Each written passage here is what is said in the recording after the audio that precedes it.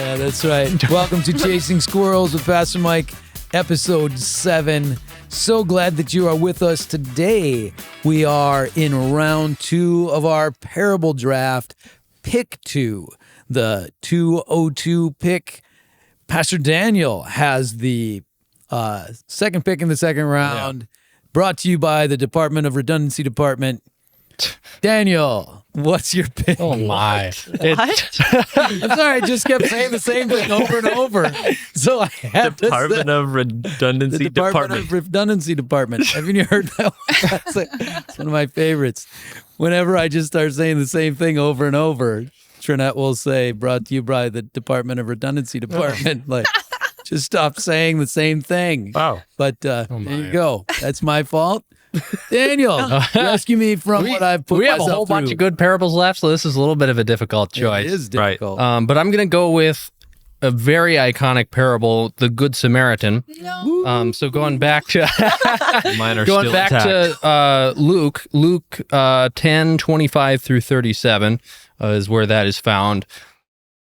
Really important stuff. We see the law summed up here, which is another reason why I think this is so important. Is this expert in the law asked, "What is written in the law?"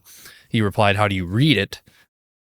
And so then he answers, love the Lord your God, love people, whatever. This key stuff, how the law hangs on that important concept, and then he goes into this story, and one of the big things about. Do you want me to read all of it, or is this? Because otherwise, I can just kind of sum it. Yeah, you can summarize it. I think. I think it's one that some people have heard before, but very important to summarize it. Make sure we know what's going on. I think one of the things that hits hard in this parable is obviously we're supposed to be like the Good Samaritan, what this parable is named after. Mm-hmm. There's this guy that's traveling. He's going to Jericho, and on his way there, he gets beaten and robbed, and it's just terrible. And then while he's laying there and whatever, he has these people walk by him, and he has this priest and other people that walk by, and they don't bother with him. They leave him and they just move on. And then you get this guy, a Samaritan, this person that's like half Jew or whatever, half something else, these cast out people, these people that nobody liked. And he's the guy that goes and helps them out. Mm-hmm. And you're supposed to be this person that helps the person on the side of the road. And but otherwise from that, I think the big concept is so many people have been in all of the different roles of, you look at the person on the side of the road and you're like, yeah, you know what? I think I'm just going to go do something else. I'd rather not. Or you've been the person on the side of the road, like broken and at your wit's end, and you just don't know what to do and you just need help. And I think a lot of people have been in that case. And then obviously the one where you actually do go out and help and make a change in somebody's life. So super iconic parable. Love that it fell to this point in the draft. I think that's great. Come home. Yeah, it looks like that was Gabby's pick. Man. The very next pick, she was hoping for Good Samaritan, but it was stolen by Daniel. Right from under her nose. Yeah. Yeah, I love the basic concept of the parable of the Good Samaritan, because the guy, love God, love your neighbor, super important stuff. And then he wants to justify himself. So he's like, who is my neighbor? Yeah. And that to me is a nefarious part of religious culture, even to this day. Like, how can I do the yuck in my heart and still technically be following the rules? Like, he wanted to exclude people from being his neighbor. He still wanted to have groups of people that he hated and that he marginalized and demonized. And Jesus here is saying, no, there doesn't get to be anybody that you marginalize and demonize. Everyone is your neighbor, even a Samaritan. The Samaritan, and that, what a slam, to be like all the fancy religious people fail, and the one that's hated is the one who succeeds. This is a almost a shaming parable, because it's like, okay, you think you're so awesome. why don't you try to be as good as a Samaritan? You know, Right. and to understand this. One time when they were yelling at Jesus, they said, "Aren't we right in saying you're a Samaritan and demon possessed?" You know, like when they're insulting him, they call him a Samaritan and demon possessed. Like that's Put how those together, like much they Right. disliked Samaritans and are trying to justify hating Samaritans. And so Jesus brings in the Samaritan as the example of the one who's doing the right thing in caring for the downtrodden, the injured party, noticing, going out of their way, and being the one that actually helps.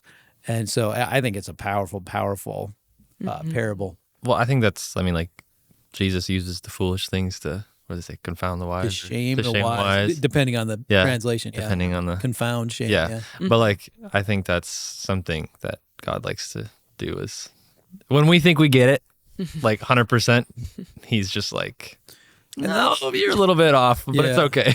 And that's the heart correction that's so much more important than the intellectual or theological correction is be humble here. Don't try to religiously create a situation where you can hate people and be prideful. How about instead you be humble and love people? Yep. You Always. know? Like that's like the litmus test, right? Exactly. So have to that's be where I think that's an important part of the power of that parable is to change the heart of the people and get them to realize, ooh, I'm being prideful and hateful and I need to be humble and loving.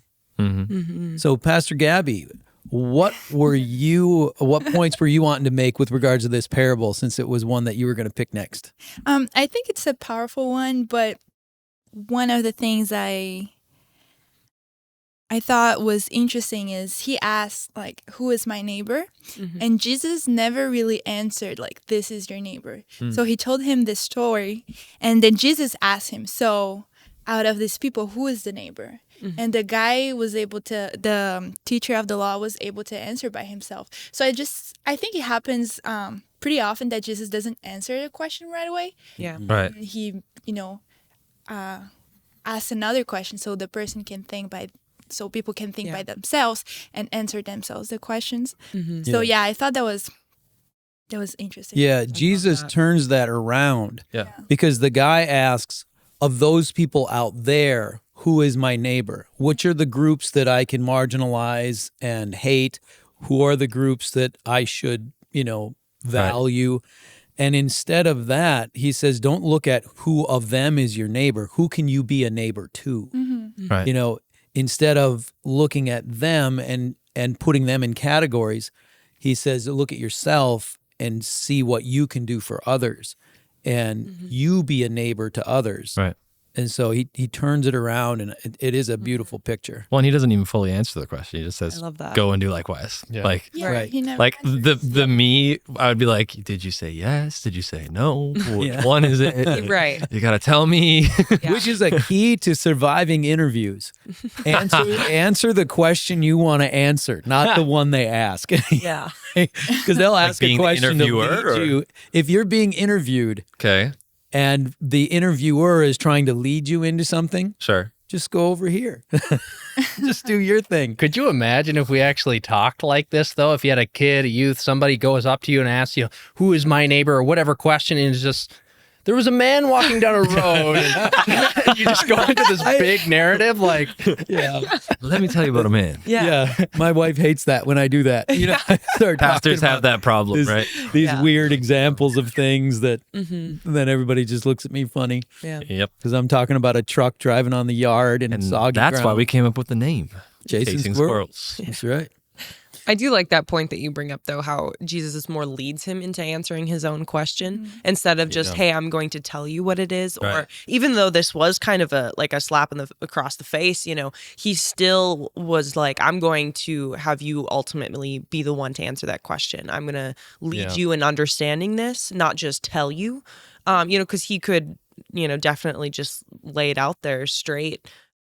And he does in different situations. But I like how he leads him in finding that out for himself, kind of like for sure. head to heart is kind of how I imagine that. Instead of just telling somebody, it like goes into their heart and you're like, oh, you know? Yeah. Yeah. And that is so, so important. That does so much more than just telling them the answer. Yeah. Right. And I think that's a Right. great point. Yeah. And the question is a slightly illegitimate question, because he's asking, what people can I hate and marginalize? Sure. Yeah. To justify And himself. Yeah. the answer is, you're looking at this in the wrong way. Mm-hmm. It Right. shouldn't be about categorizing people into the good guys and the bad guys, the wheat and the tares.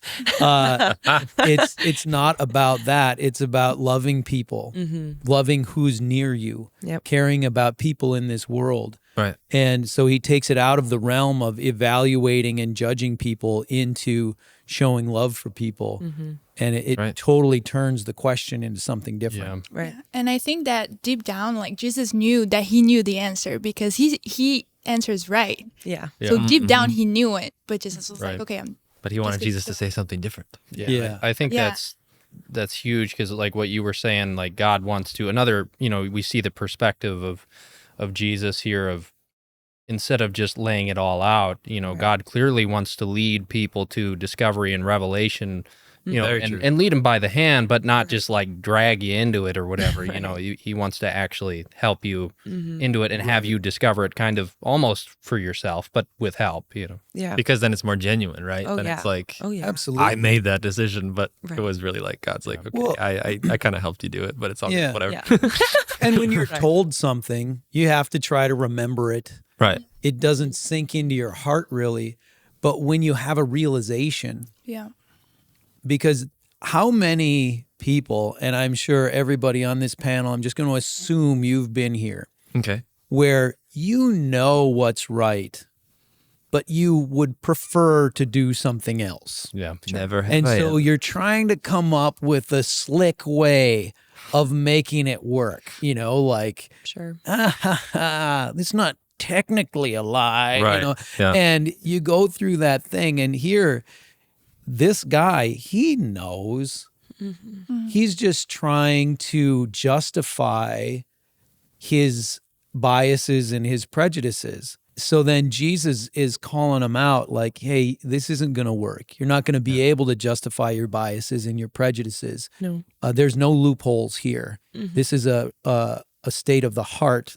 Christianity is a religion of the heart. It's not a religion of rules. And so if your heart's in the wrong place, doesn't matter if you follow the rules. You're still off of what the God's Pharisees. plan is. Exactly. That's the Pharisees. That's legalism. Do as they say, not as they do. Yeah. And yeah, so it really is a beautiful picture of getting somebody to understand that they can't find a loophole, they can't find a technicality that is going to allow them to have a heart against God and still be obedient to God. It's not going to work. So, yeah. Okay. Yeah. So another question with the Good Samaritan, I think, is that a lot of people, when you look at these different roles of the priest walking by and seeing the person that's broken and just walking by and doing nothing, the Good Samaritan that actually helps out, and then the person that's broken and it just feels like they're lost and has all these problems and whatever. And Yeah. I think a lot of people can identify more so with the person that's broken and not necessarily the main character of the story, you could say, is the Good Samaritan and the person we're supposed to model. So can the broken person that's laying on the side of the road, can you still be the person that is the Good Samaritan as well and go out and help people? So it's like the question, like, do you need to be like healed first Sure. in order to help people? Like, Yeah. Yeah. Yeah. there's two answers. Well, to that certainly, I think everybody can relate to the two major characters, the injured party and the injured party, the Samaritan, and the person who ignores Right. the injured party. Right. Those three main characters, I think we can all relate to those because there are times when you should help and you don't. There are times when you do help, and there are times when you need help. And I think that, one of the things with regards to being the broken person is it's true that one of the great ways to find healing is to help somebody else. You know, one of the things that can really be beneficial to the individual is to benefit somebody else, to help somebody else, to make a difference for somebody else, and then that can really help bring healing to yourself. For sure. Yeah. You know. Yeah, I think there's the other side of taking it too far, and you know, there can be the negative side of that with thinking when you're the broken person, if you, like, I don't know, grow up in a church, or you know, feeling like it's wrong to be broken, or if you've dealt with things like I'm supposed to just overcome right away and I, you know, continue helping people. If you have like a unhealthy servant mentality in a way, I suppose, like where you're just serving other people, that when you do get hit with something hard, you don't take time to fully heal. Right. And that is so important, to be able to find people that maybe aren't other broken people, but people who have already healed, to help walk you through that healing. And have those mentors. I see two major mistakes with regards to brokenness in the body of Christ. One is just maintaining a brokenness identity. And just like, that's who I am. I am the broken person. I'm going to stay broken. Like when people say, I own my depression. Who like, I am. No, you don't. You know, don't need to be broken. If you need to be broken to be who you are, then you don't understand what Christ can do for you. Right. So we want to break free from that, find healing, and overcome. Now, that's not just a magical thing where, well, Pastor Mike said I should be healed, so I guess I am. That may take you a long time. It may be a difficult, arduous process, but that's what you're believing for. That's the promised land that you want to fight the giants to take. Is that land of healing, that land of grabbing hold of the power in your life and not being the victim anymore. So you don't want to grab hold of a victim mentality and have that be the essence of who you are, because that is a lie, and that is a horrible place to be, because you're just going to damage other people, which is the other mistake, which is trying to help people when you're not equipped to help people. And when you are significantly damaged, there are ways that you can make a difference for somebody else's life. But I see too many people wanting to take a significant ministry step, for example, while they still have the brokenness in them. So like if you have a short temper because of some of the trauma that you've been through, and you learned how to fight and attack people in order to preserve your own life, and then you go into ministry and you're attacking people and you have a short temper, it's not going to work. You're going to sabotage your own ministry life. So you need to find healing in order to be able to reach your full potential. So you don't want to stay stuck.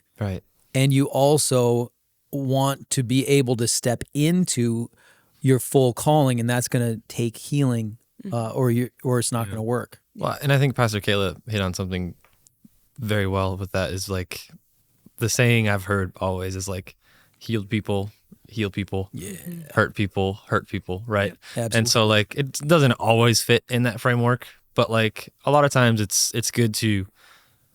I don't think it's necessarily like you have to be fully everything fixed before you can help people.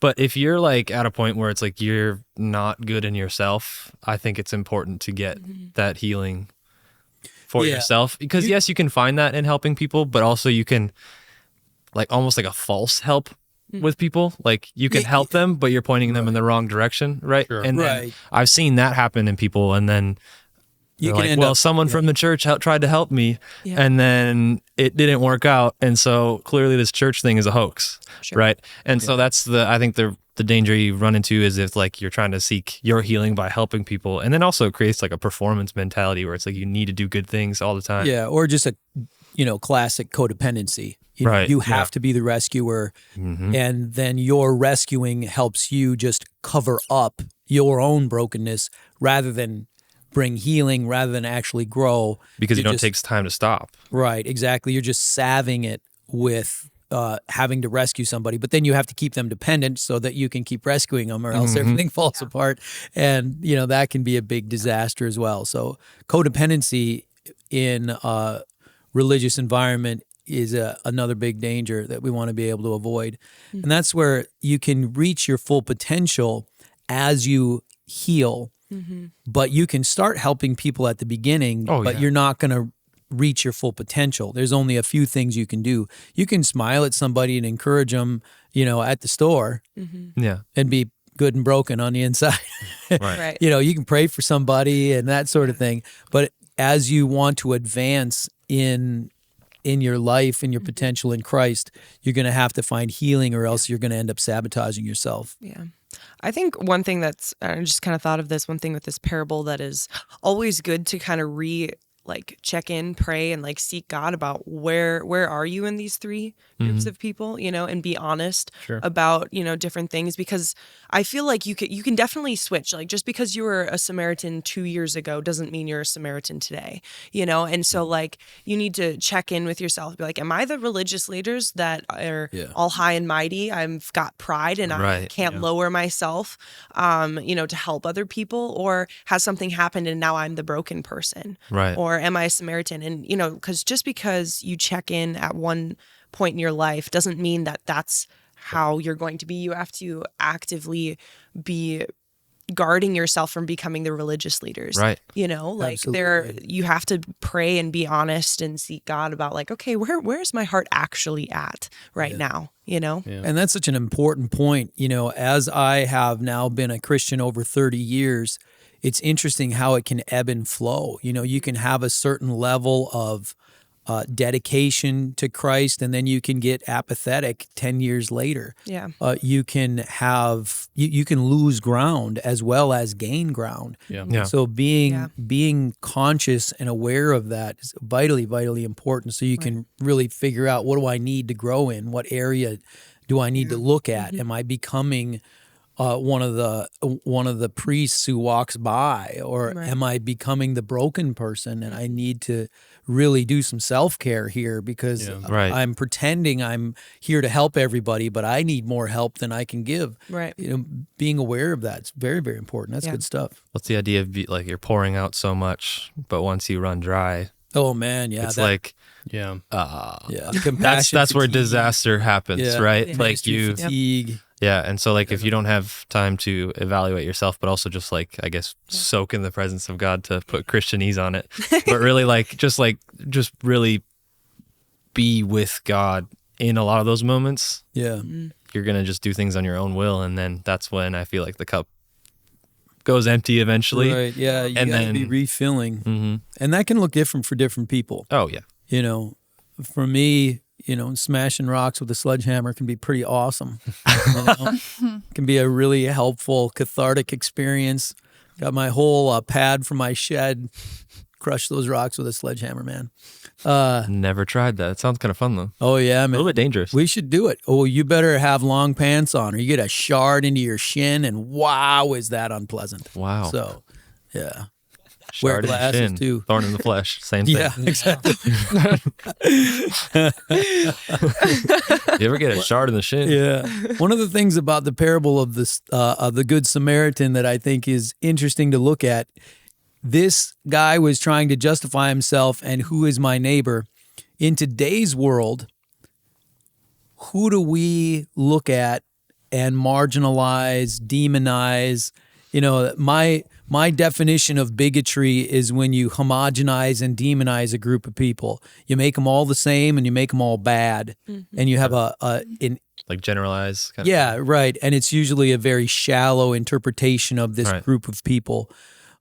And we don't want to be about that. And Jesus here was about changing the heart of this person who wanted to justify himself. And I think in the Christian world today, we might need some heart adjustment. We might want to justify ourselves for homogenizing and demonizing certain groups of people. What might some of those groups be?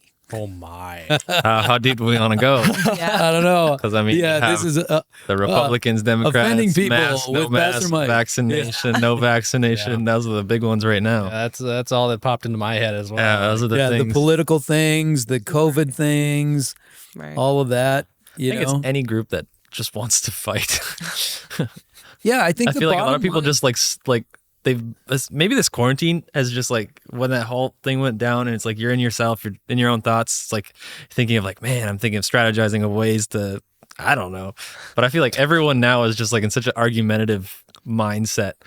You say one wrong thing and they Well, the dynamic, I think, is there's this video I saw about two dogs barking at each other on the opposite sides of a gate. Yeah. And then you open the gate and the dogs quit barking and just kind of wag their tails and sniffed each other. And then they close the gate and the dogs are barking at each other again. Yeah. And I remember, having different experiences where I was really mad at somebody and I'm like, when I see them, I'm going to tell them to their face. And then they show up and you're kind of like, you know what? I don't think this matters as much as I thought it did. Right. When I have to face them, then I realize, you know what? I'm kind of not thinking exactly right. I've got some yuck in my heart that if I say it out loud, it just doesn't feel right. So I don't think I'm going the right direction with this. I'm going to let this one go. And when you look somebody in the eye and you're right next to them, it's hard to hate a person Right. in that environment. But when Especially as a you're Christian. separated through electronics or isolation, then those things can roll in your head. And if you get that rolling in your head for a year or 2 years or 5 years, how out there can you get? Yeah. That's not good. So people are, hanging out on the internet, having their emotions, manipulated, and they're getting madder and madder over time. And it's not a healthy thing. No. Emotional damage. Emotional damage. That is correct. So For all our friends on TikTok. that's right. So yeah, I don't know that we need to specifically call out groups, because the reality is if you have groups that you are going to marginalize, Right. homogenize, demonize, then you're in the heart place of that guy who wanted to justify himself. And we need to make sure that we are valuing people the way that Christ would value them. I think these groups could be anybody that has a different opinion than you. Right. Absolutely. Oh, yeah. Anybody that thinks differently could be in that group, in that category for you. Absolutely. Okay. Absolutely. Anybody that thinks differently from you, that threatens your way of understanding the world, can be somebody that you can, those idiots, and you just Right. put them in that category. And that way of thinking is a very dangerous way of thinking. Well, and that whole generalization thing can be dangerous too. Everyone's heard the story where they break up with someone and they're like, "Oh, guys are evil." Are they really? So if you get into an argument with someone who has a certain point of view and you're like, "Man, all these people, they're just so rough." And then it's like your lens, when you look Right. through, when you're talking, when you meet people that maybe have that specific point of view, is, man, all these people are this. Yeah. So therefore this person is this, when they're not always like Yeah. that. You know what I mean? I guess I was that's what I'm watching trying a to say. video on the regrets people have after they move to Japan, Oh, which, a fella's got to watch a video about that. that's it. And, You want to go to Japan? Oh yeah, I That'd be don't know, I just fun. thought it would be interesting, so I watched the video. What's it like moving to a completely different culture? People have this expectation, and then it turns out to not be exactly an accurate understanding of what they're getting themselves into. And one of the concepts that they brought up in that video was the idea of cultural icebergs. So you look at, say, Japanese culture, and from here you can see 10% of it. You can, an iceberg is 10% is above water and the 90% is underwater. Yeah. And so when you move to Japan, you start to get to know the other 90% that you can't see unless you're there. And I think with regards to groups that we demonize, we can see 10% of it, Right. but you don't see the rest of it. If that's somebody, that we are criticizing, or people that are criticizing us, I have people criticizing me that I know do not have a clear understanding of what I stand for and what I'm trying to communicate, and even how I think, because of this cultural, religious, subculture iceberg. Right. You just can't see who they are. And so we need to be very careful not to, pigeonhole people and put them into these categories, because we really don't see. Right. If I'm going to look at a particular political group, a particular, social activist group, whatever the groups might be, and think I fully understand how they think, what their motivations are, what sorts of people are parts of those groups, I just don't. I got 10% of the information. And so we need to make sure that we don't just believe that we absolutely know how goofy these people are. Yeah. Because it's just not an accurate understanding. Hey, thanks for joining us for episode 7 of Chasing Squirrels with Pastor Mike, talking about the parable of the Good Samaritan. Thanks for being here. Next time, episode 8, we will have Pastor Gabby in the 8th overall pick.